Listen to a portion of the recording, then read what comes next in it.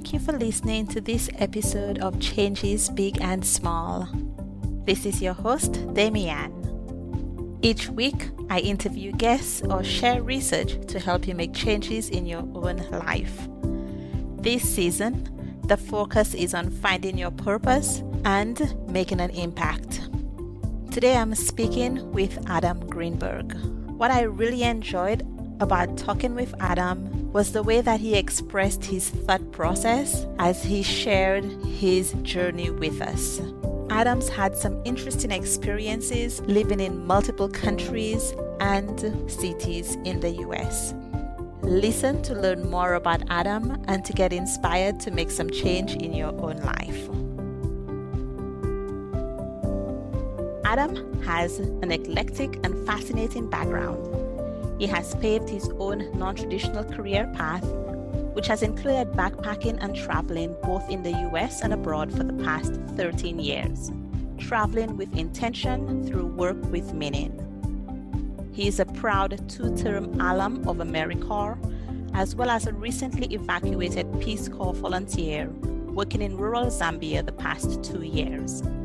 He has also lived on a vegetable oil-powered school bus as part of an environmental nonprofit, helped redesign a campaign for the popular social enterprise Tom's Shoes, and served a stint in the Obama White House. His is clearly an impressive and unique path, which he credits to setting bold goals and the privilege of being debt-free. He's an advocate of expanding national service and increasing access to such programs by reforming the United States' broken student loan debt issues. Welcome, Adam. Thank you, Damien. Thank you for having me. So if we could get started by telling me where are you right now and a little bit about yourself. Just Sure. a few sentences. Currently in San Diego. And as you said, I've been traveling for a number of years. Most recently, I am an evacuated Peace Corps volunteer, having lived in Zambia the past 2 years. I was serving there with my girlfriend. And of course, we were evacuated because of COVID. It affected the whole world. In the intro, I talked about how you've traveled a lot. You've lived in 19 different cities and in 15 states. And then you lived abroad for 7 years. What took you all over the US and then abroad as well? When ninth grade, I'll start with that. My friend's older brother, he had encouraged us to take as many AP courses as we could in high school. He was a senior, we were going to be freshmen. He said, if you take AP courses, if you can get that out of the way as much as you can in high school, going to college, you might have more credits. It's certainly cheaper. And here in the United States, student loan debt is a big issue. So I listened to him and I took his advice and I did that. And so when I entered college 4 years later, I received a very generous scholarship, which would then later help me graduate without any debt, which was tremendous. And that's a really big deal in the US, right? Where college is so expensive. Yes, and that's something that I'm an advocate for. We need to reform student loan debt. And for me, when I was in university, in my junior year, I became involved with a union and living wage organizing campaign by our campus janitors. So getting involved in student activism was something that, with politics, it speaks to you in a way, right? So I wasn't particularly interested in politics at the time, but issues that happen speak to us in different ways. And that campaign really motivated me. So when I graduated university, I was fortunate that I was debt-free. And I didn't quite articulate it at the time, but I realized in retrospect, I set 3 goals for myself after graduating. And number 1 was that I would continue to seek meaningful work, whatever that might look like. Number 2, that I would try to not go into debt to do so, because often working in the nonprofit and social-oriented work doesn't really pay very well. And 3rd, I thought, well, if I can combine those first 2 things and also somehow travel, then that would be great. How could I do that? And I said, oh, I know, I'll join the Peace Corps.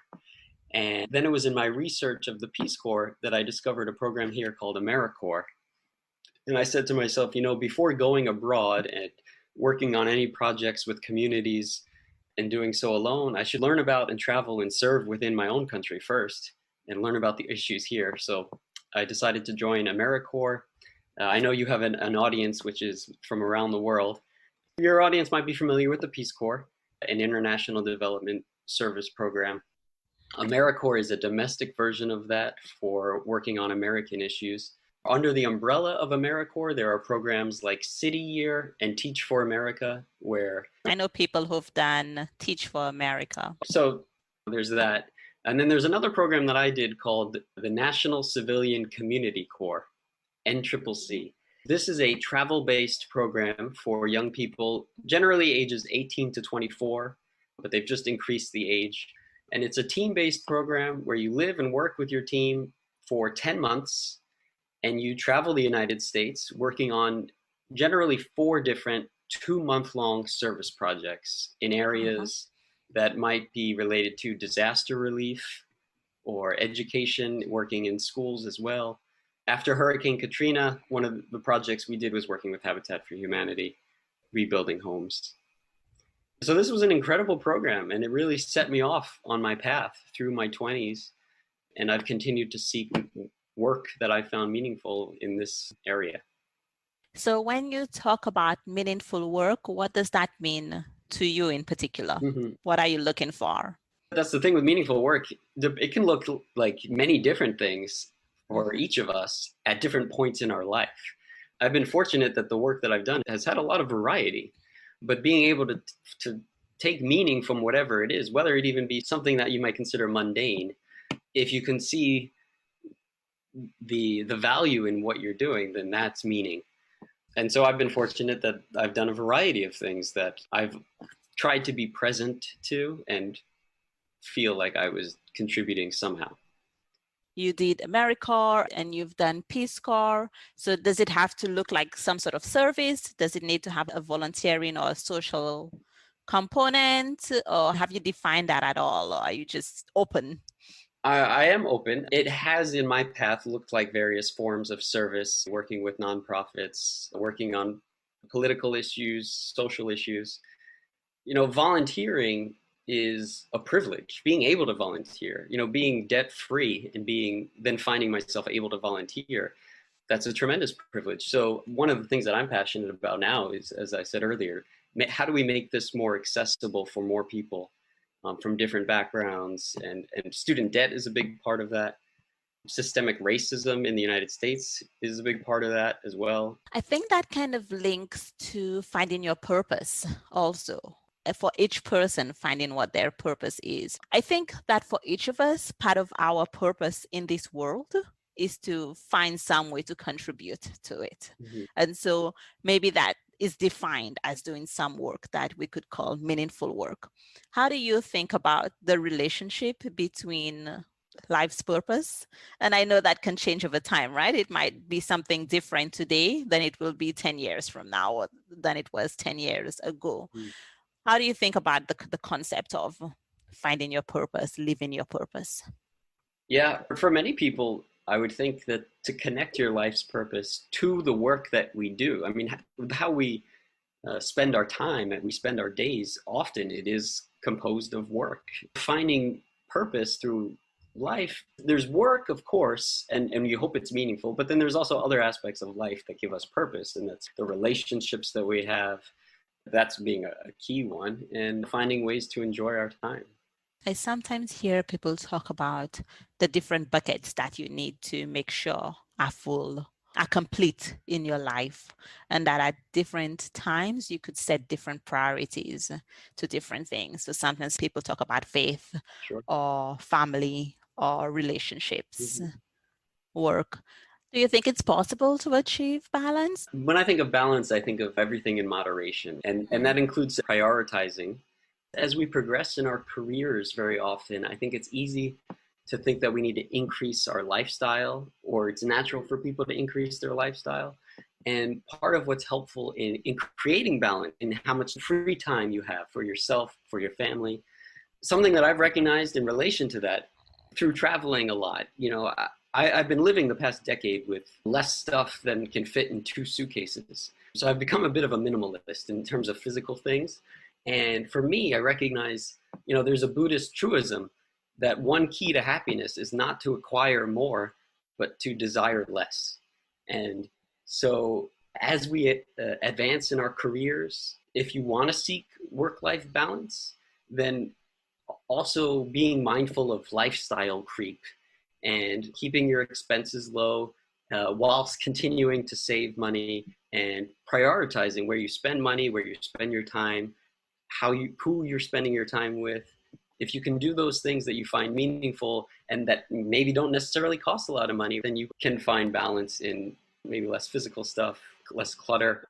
That's an interesting idea. You called it increasing your lifestyle, but in some ways it's sometimes a decrease of like exactly, that's what I'm thinking. So maybe you increase your spending, but does your happiness increase? Right. Do you forget what the important things are? I was taking the happiness course by Laurie Santos on Coursera, and one of the modules in there was about how the more we spend on things, that instant gratification, it very quickly diminishes for us. We have to keep buying more and more stuff for us to keep attaining that high.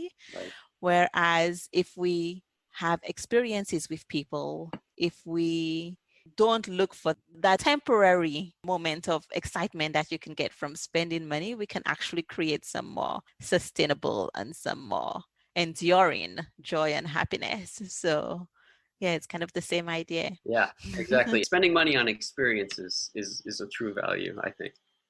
What else have you learned besides minimizing how much stuff you take with you from place to place? What would you say is one of the lessons that you carry with you from all this moving around and from the work that you've done? Part of moving around and traveling a lot is the privilege of experiencing other cultures. For me, it's been the people that I've been around in those experiences. And so one of the things that I'm always reminded of, and it comes up a lot in the news, like when you hear about something terrible happening, I'm always reminded of, and I believe this to my core, most people are good people at the heart of it. I mean, we're all human. I mean, certainly at a very basic level, there are things that we are all truly the same about. There are definitely differences about the way that we treat each other, and that needs to improve. But at a human level, I think we all want some very basic things. Positive relationships.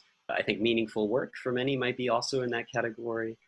A fair opportunity at having those, being able to live a life that allows that. And I think if as a society, as a world, if we were better able to recognize the humanity in all of us, that most people are good people, then we would all be much better off. I agree. I think that people at their core are good. I think that people are born with this intrinsic value, that by the virtue of being human, we have this intrinsic value, and that people are good for the most part. And there's always the choice, of course, to go to the dark side. Mm-hmm. But I was recently reading a book called Go, Gone, Went, or something like that. Those three words in some permutation. And it is about the refugee crisis. It's a fiction book, but it really explores why people might move, and the whole idea of sometimes when we consider somebody to be an economic migrant, they're actually escaping really challenging, difficult situations. And that really got me thinking about, I have been very privileged. Many of us have been very privileged just by virtue of where we were born or by virtue of the passports that we have. The very idea that we can not worry that when we have something, somebody's going to come and take it from us on a whim, and that we have no recourse. It's just kind of amazing to me that we don't realize often. So many things that we take for granted are not the same in many places around the world. Yeah, I'm glad you said that. It's definitely true. To be grateful for what we have, to recognize the opportunities we have. I mean, that's something that's been a focus of my life, I will say. I recognize myself. I am a straight, white, middle-class male, born in the United States, college educated. These are tremendous privileges. And part of the reason that I believe so strongly in our need to reform student loan debt as one issue on all these many variables, to increase access for more people to live a life as free as I felt that I've been able to do, because it would be better for all of us. The issues you brought up about immigration and refugees. It's terrible that so many people have to leave their country for those reasons. I mean, the United States certainly even has its own issues with gun violence and racism and debt. No place is perfect, but these are the issues we need to work with.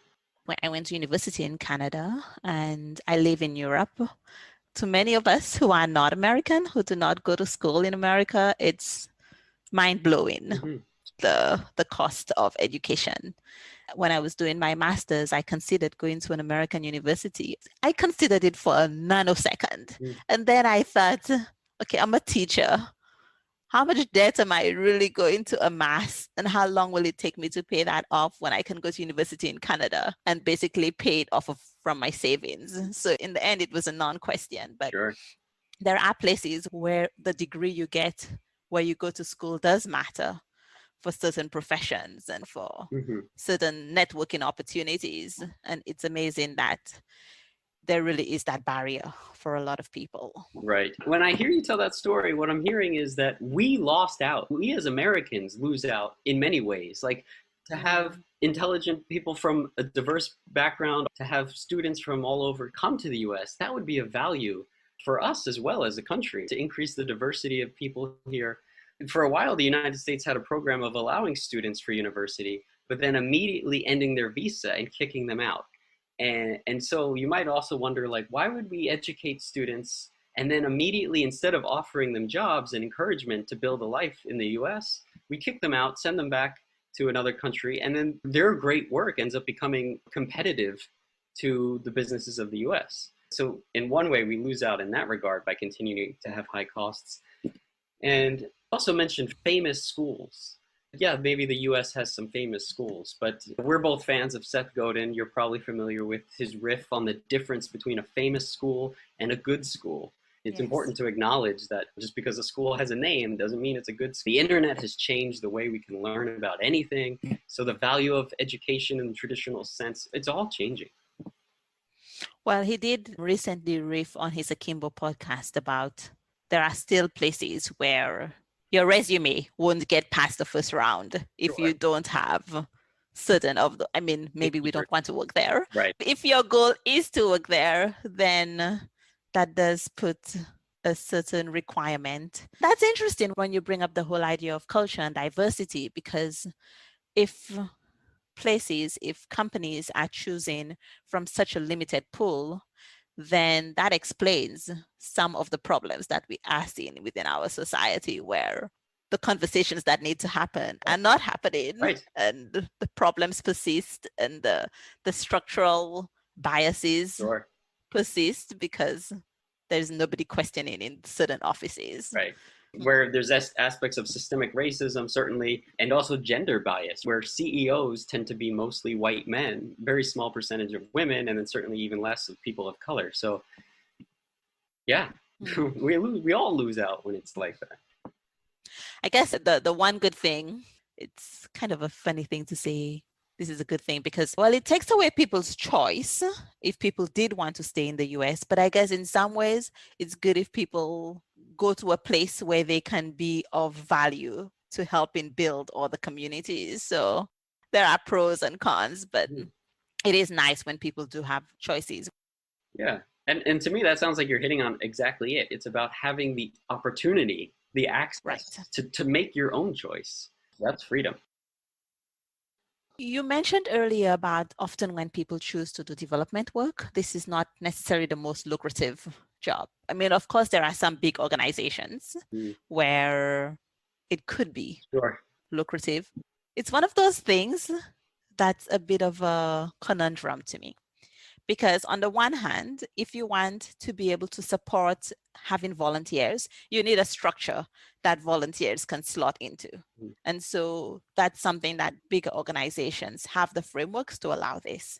On the other hand, when you have a grassroots organization that's more local, sometimes they can be more flexible and reactive to local needs. You've worked with Peace Corps, you've worked with Americorps. How have you experienced the balance of projects that work, that are sustainable? People who work in international development, it's important that we are aware of these shortcomings. These are conversations that need to be had, because you can have good intentions, but impact is important. One of the things that Peace Corps does well, and Peace Corps is a government agency of the US, so it is a big bureaucracy. But volunteers, we are on the ground in very rural areas. I mean, we were a 3.5 hour bike ride from the nearest town in a rural village without running water and no electrical grid. So these are challenging areas. And you don't get a special generator just for you. No. You get a small solar light. And solar panels are growing. I mean, one of the great things, sort of a side note, but solar and renewable technology is growing throughout Africa as a continent. It's maybe similar to how cell phones skipped over landlines because the technology leapfrogged. So we were living in this village. Our work primarily was about fish farming, aquaculture, small scale fish farming. And we were there because the president of Zambia had declared protein deficiency to be a national emergency, and fish farming is a priority. And so Peace Corps, ideally, one of the principles is that Peace Corps only goes to countries in which it's asked to serve, in which there's a need that the community has said they would like assistance with. And when you think about sustainable development, it should be the community saying this is what we need, not us coming in as Americans and saying this is what we think you need. And in that regard, further, we should be working ourselves out of a job. Like one of our focuses was to teach small-scale farmers who are interested in fish farming about fish farming, encouraging them and empowering them to do it, and teaching them to teach each other. The farmers that we worked with, I'm fully confident, like we still talk to them every month, and they are continuing right now. Their ponds are doing well, and they've learned a lot. Their ponds have improved, their yields have improved, their business practices are better methods of keeping records and so on. And they're teaching each other. So like that's still going on. That's great, because it sounds like there is ownership on the local level. Right. And there needs to be ownership for that. Yeah. What were you doing in India? I was teaching. I was a teacher at the Canadian school there. But then I did a bunch of volunteering with some local organizations. I was teaching computers. And so some schools had computer donations, for example, that were in a locked room that the kids were never allowed to use because they might break it. And so I would volunteer at some schools on a Saturday and help the kids get access to those computers. Sometimes for a small organization, you would try to arrange volunteering, but there was nobody in charge of volunteering, and then it would just never happen unless one person took it upon themselves. But then in a large organization, there was all of this stuff that you had to do to get access, but it was very streamlined. It comes down to what we prioritize.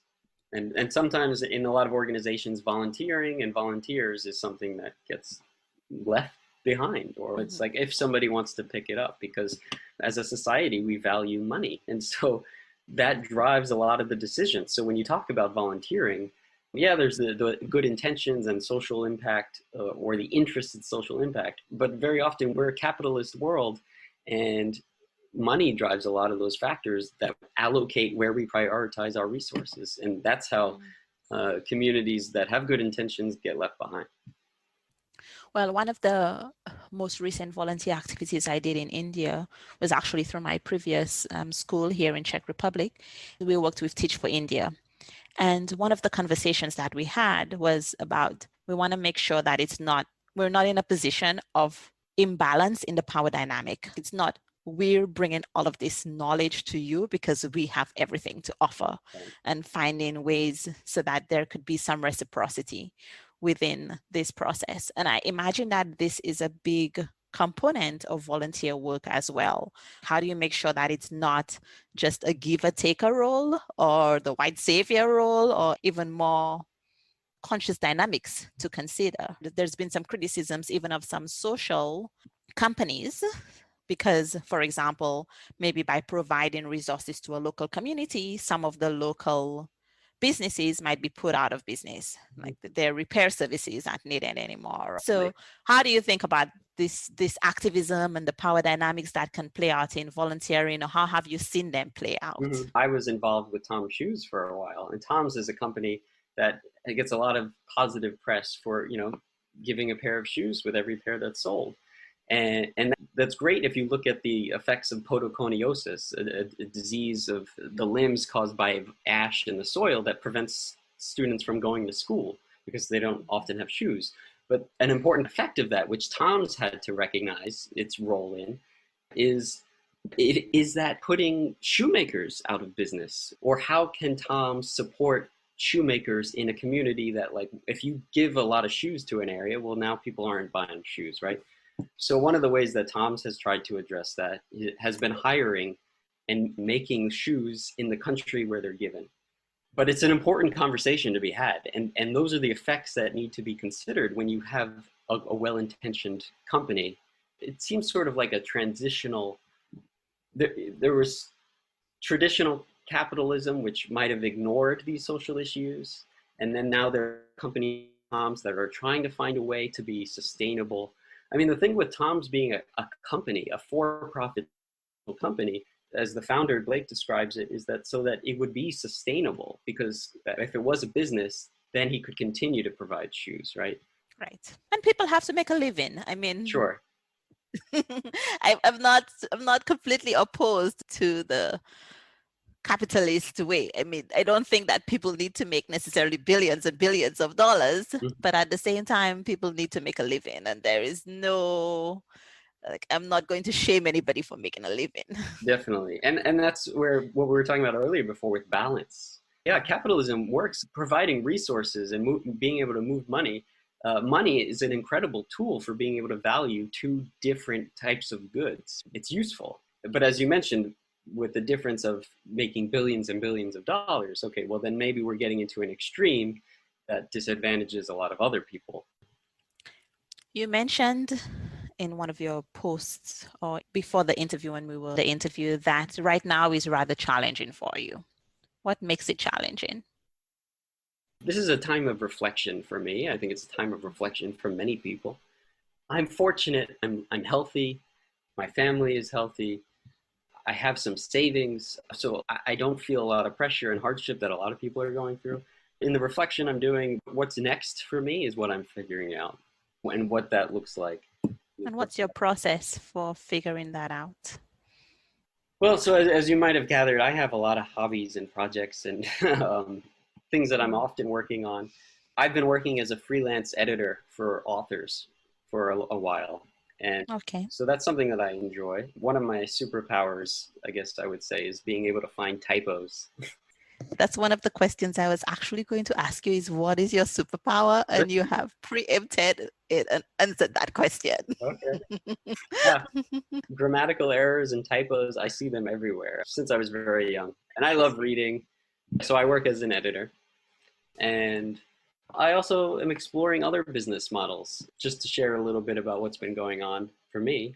My father recently had some heart issues and he went to the hospital. How is he doing now? He's good, thank you. And I've been interested for a while in cryptocurrency and Bitcoin. And so off of that conversation comes cybersecurity. And so when I came home from the Peace Corps, one of the things that I did with my parents, lucky to come back here with them for this time. It's nice as they're getting older. It's good to spend time together. But I also went through and helped them organize their online accounts and make sure that their passwords were good. They were not. So getting set up with like a password manager and organizing that stuff. The idea, there's a potential business here for working with people. A lot of people don't have good internet security. You might have their passwords on a Post-it note or in a book. And so there's a consulting business that I'm considering right now, expanding. I'm always curious about how people find these ideas. Is it that you identify a need and you're like, oh, I can do that? Is it that you feel some sort of calling to help people in this way? Where do these ideas come from? For example, editing and cybersecurity, they're very different as well. Well, so editing is something, as I said, as a superpower, that's come naturally to me my whole life, just immediately spotting typos, which is a strange superpower. But the cybersecurity, the connection there with meaningful work is that, as I said before, when my dad was hospitalized, my family, we felt fortunate that if something were to happen, at least the 2 months before I had done this, now one of the biggest stresses when people are grieving the loss of somebody is that now you also have to manage accounts. And that's a burden that you don't want to deal with when you're also grieving.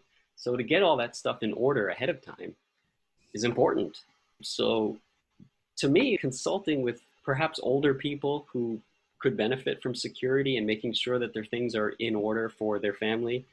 And I can tell you it's not just older people who have this problem. Exactly. So I see that as a meaningful business. Like you asked about meaning before. Like cybersecurity is sort of a weird business to take meaning from. But if you consider that it's helping people organize their lives at a time when perhaps they might be very stressed if something terrible were to happen to a loved one, knowing that those accounts are secure and accessible to family members, that's meaningful. I don't think it's weird at all. I have a password manager, but before I had a password manager, I was trying to remember all of these different passwords when I didn't have that many accounts and trying to make good passwords. I was constantly having to reset my password because I could not remember the password. And that's what prompts people to write them down, because you can't hold a limitless number of passwords in your brain. I try to convince everybody that I know to have a password manager. There seems to be a barrier for a lot of people. They like, oh, but that seems complicated. It's funny. It might sound complicated, but it actually it simplifies things. So much easier. Yeah. I'm convinced. You don't have to convince me.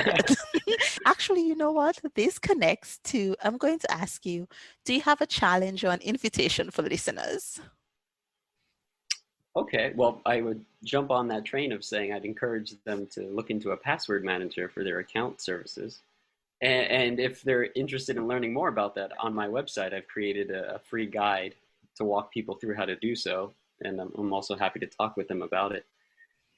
Excellent. We'll add that to the show notes. Thank you. So one challenge that I've actually been noodling on myself recently is, we were talking earlier about books before the call, and audiobooks for me has been something that I've really gotten into, and I've also been speeding them up. And as we say, we also speed up some podcasts. I do. I tend to use 1.5 to double time.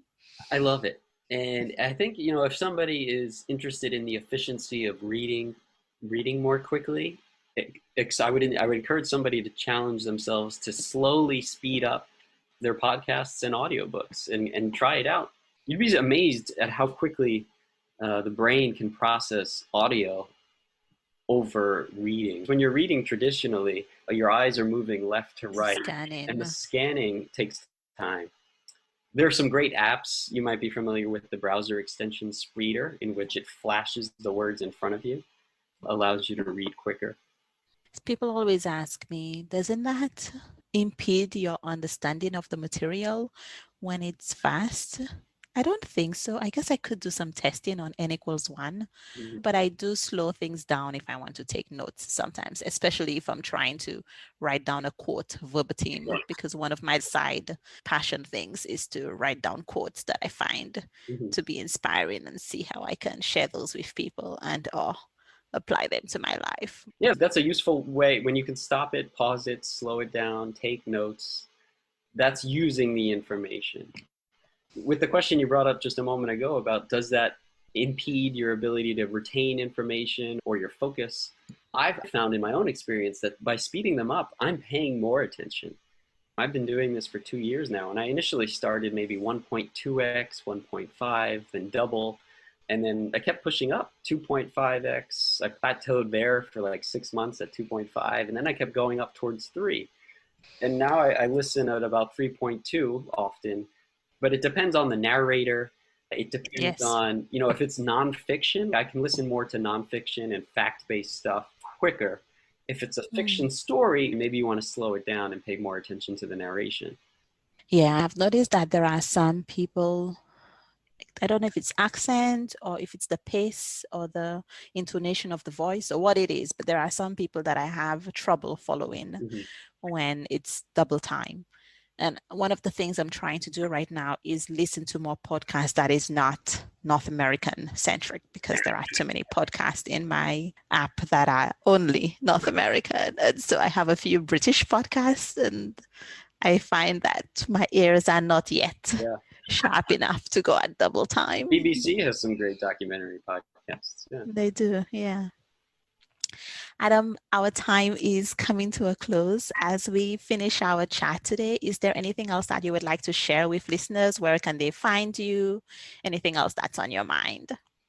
Thanks for chatting with me today. I've enjoyed talking with you. People can find me at adamgreenberg.com. And if you're interested in editing or cybersecurity, you can also find me there for that work. Thank you.